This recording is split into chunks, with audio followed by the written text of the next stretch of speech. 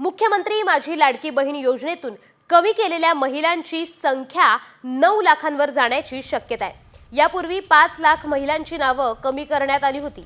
आता राज्यात सुरू असलेल्या छाननी प्रक्रियेनंतर फेब्रुवारी महिन्यात आणखी 2 लाख लाभार्थी अपात्र ठरणार असल्याची माहिती सूत्रांनी दिली आहे। तसंच सरकारी कर्मचारी असलेल्या महिला असंच दिव्यांग असणाऱ्या 2 लाख बहिणींनी अपात्र ठरण्याची शक्यता वर्तवण्यात येते।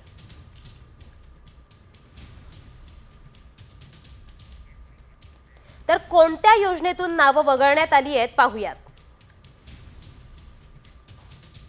संजय गांधी निराधार योजना 2,30,000 यात लाडक्या अपात्र झाल्यात। 65 वर्षांहून अधिक वय असलेल्या 1,10,000 महिला आहेत। कारधारक, नमोशक्ती योजना लाभार्थी, स्वेच्छेने नाव मागे घेणाऱ्यांची संख्या 1,60,000 इतकी आहे। फेब्रुवारी छाननी प्रक्रियेनंतर 2 लाख अपात्र ठरल्याची माहिती समोर येते। सरकारी कर्मचारी दिव्यांगांमधून 2 लाख महिला अपात्र ठरण्याचा अंदाज वर्तवण्यात येतोय। तर लाडक्या बहिणींना वगळण्यावरून वडेट्टीवारांचं टीकास्त्र दिसून येतोय। गरज सरो आणि वैद्य मरो असं सरकार वागतंय, सरकार लाडक्या बहिणींना फसवतंय असं वडेट्टीवारांनी म्हटलंय। बहिणींना फसवण्याचं महापाप सरकार करतंय। बहिणींनी सरकारचा बदला घेण्यासाठी सज्ज व्हावं। बहिणींनी बदला घेऊन सरकारला जागा दाखवा असंही वडेट्टीवारांनी म्हटलंय। सरो आणि वैद्य मरो या उक्तीप्रमाणे भाजपा आणि त्यांचं सरकार महाराष्ट्रात लाडक्या बहिणींना फसवत आहे। त्या भाबळ्या आणि बिचाऱ्या आमच्या बहिणींना फसवण्याचं पाप, महापाप या सरकारने केलेलं आहे। या नतभ्रष्ट सरकारकडून आता बहिणींनी बदला घेण्यासाठी सज्ज होण्याची वेळ आलेली आहे। ज्या पद्धतीनं यांनी तुमची फसवणूक केली, तुम्ही यांना आता बदला घेऊन यांना त्यांची जागा दाखवा, एवढंच आवाहन करण्यापाशी आता आमच्या पुढे आहे। तर देशभरातल्या आता इतरही महत्त्वाच्या घटनांचा वेगवान आढावा घेऊया टॉप 50 मधून। MMRDA कडून उभारण्यात येणाऱ्या ऑरेंज गेट मरीन ड्राईव्ह या भुयारी मार्गाच्या कामाला वेग येणार आहे। 9.2 किलोमीटर लांबीच्या या मार्गामध्ये 6.52 किलोमीटर दुहेरी बोगदा असणार आहे। या मार्गाच्या उभारणीसाठी MMRDAला 7,326 कोटींचं कर्ज सरकारी बँकेकडून मिळालं असून त्याबाबत करार करण्यात आलाय। त्यामुळे या कामाला चालना मिळणार आहे।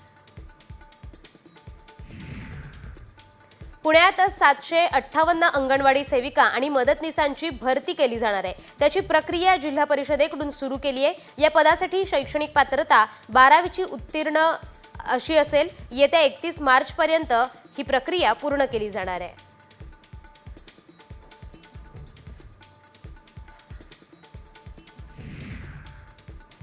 आता अंगणवाडी सेविकांना प्रमाणपत्राचं बंधन असणार आहे।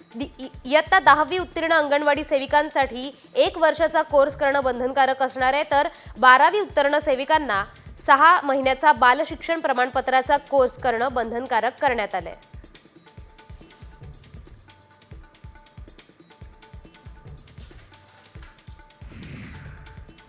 रेल्वे स्टेशनवर थुंकणाऱ्यांना यापुढे चपराक बसणार आहे। कारण पश्चिम रेल्वे प्रशासनानं या संदर्भात मोठा निर्णय घेतलाय। थुंकणाऱ्या विरोधात आता दंडात्मक कारवाई करण्यात येणार आहे। त्याचसोबत त्यांच्याकडून 500 रुपयांचा दंड वसूल करण्यात येणार आहे।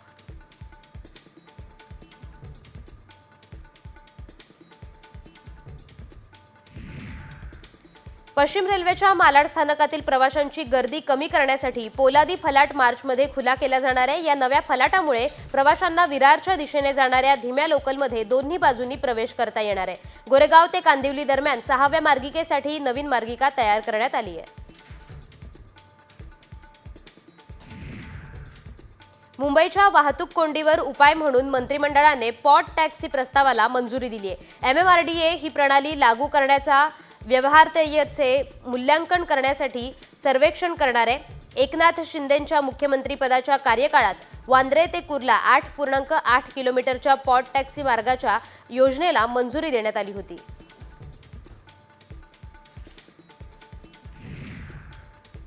नवी मुंबईतील कोपर खैरणेत बार चालकास स्थानिक गावगुंडांकडून बेदम मारहाण करण्यात आली आहे। बार मालक आणि आरोपींमध्ये बिलाचे पैसे देण्यावरून वादाची ठिणगी पडली होती। या प्रकरणी पोलिसात 4 जणांवर गुन्हा दाखल करण्यात आलाय। तसंच सदर घटना सीसीटीव्हीत कैद झाली आहे।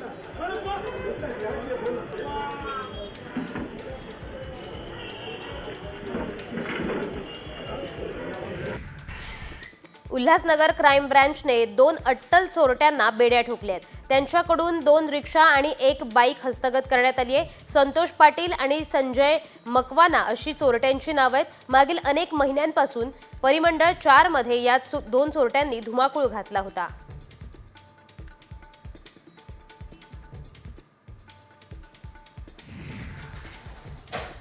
राज्यात जीबीएसच्या आणखी 2 रुग्णांचा मृत्यू झालाय। पुण्यातील ससून रुग्णालय आणि एका खासगी रुग्णालयात रुग्णांच्या मृत्यूची नोंद झाली आहे। राज्यात आतापर्यंत 11 रुग्णांचा मृत्यू झालाय, तर राज्यातील जीबीएसची रुग्णसंख्या 211 वर पोहोचली आहे। हा आजार संसर्गजन्य आजार नसला तरी खूप धोकादायकही नाहीये असं तज्ज्ञांनी म्हटलंय।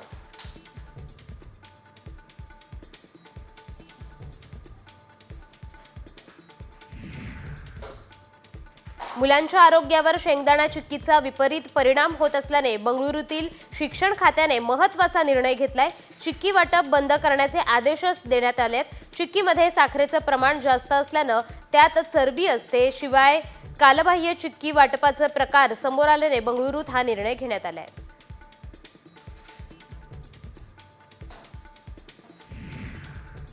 उत्तर प्रदेशचे मुख्यमंत्री योगी आदित्यनाथ यांनी त्रिवेणी संगमावरील पाण्याच्या गुणवत्तेवर उपस्थित प्रश्नांना उत्तर दिले।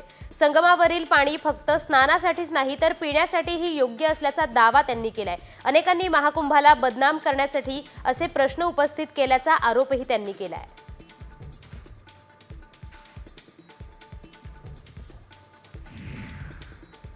पश्चिम बंगालच्या मुख्यमंत्री ममता बॅनर्जी यांनी कुंभमेळ्यावरून मुख्यमंत्री योगी आदित्यनाथांवर निशाणा साधलाय। चेंगराचेंगरीच्या घटनांचा उल्लेख करत ममतांनी महाकुंभला मृत्यू कुंभ असं संबोधलंय। व्हीआयपींना विशेष सुविधा, गरिबांकडे मात्र दुर्लक्ष करत असल्याचा आरोप ममता बॅनर्जींनी दिलाय।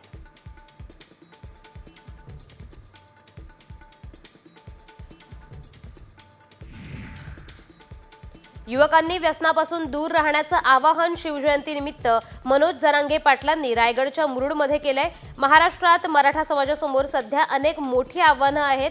अशा वेळी तरुणांनी व्यसनापासून दूर राहून समाजाची एकी कायम ठेवा आणि संघटित होऊन आव्हानांना सामोरे जा असं आवाहन जरांगेंनी केलंय।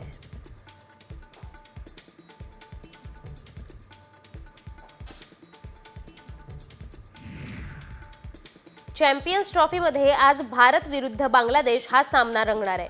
आज दुबईमध्ये हा सामना खेळला जाणार आहे। बांगलादेशाच्या विरुद्ध सामन्यापूर्वी टीम इंडियाच्या दिग्गज खेळाडूंनी नेटमध्ये उत्तम कामगिरी केली आहे, पण या सामन्यावर पावसाचं सावट आहे।